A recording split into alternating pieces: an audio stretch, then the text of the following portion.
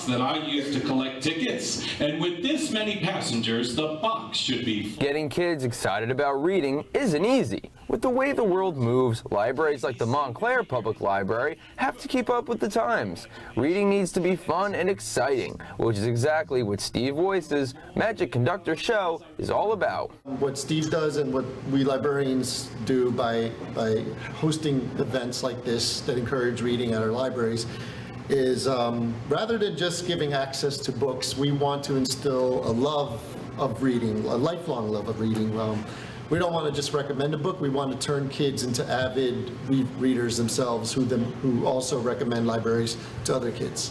You can help me search for clues. Together we'll see if we can solve a mystery. Steve Voice is no stranger to helping children, as he's been doing shows like this for the last 10 years. These kids are excited to take a ride with Steve on this reading adventure. The show is entitled The Mystery Caboose, where kids will help Steve follow clues to learn the whereabouts of his milk and cookies. To keep the caboose right over here where everybody can keep their eyes on it. Steve is excited to get started and hopes these kids are too. Caboose Mystery actually is designed to promote reading. I perform this show at schools and libraries to get children excited about reading, and they're going to search for clues and help me solve a mystery.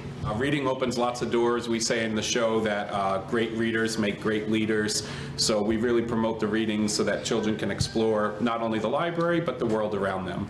Watch your step! All aboard! Chickens, please.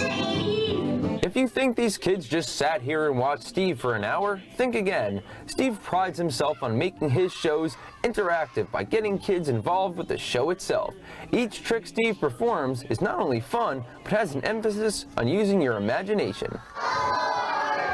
The conductor is very serious. Steve hopes that after his performance, these kids will view reading differently. I think there's lots of things parents can do. Obviously, teachers and librarians work every day to promote reading, but there's lots of easy and fun things that you can do with your children.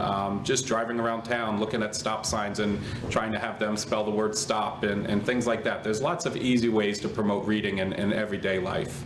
We are really about making kids think dynamically and not really having to choose one medium over the other, and just realizing that their world is that much bigger and richer by taking advantage of all of these resources that are free by virtue of their library card. With the last letter of the last clue revealed, the mystery was over. It turns out the snacks were right under Steve's nose the entire time. With the mystery solved, the kids and the parents look back on a great day here at the library and plan on sticking around to take out some books.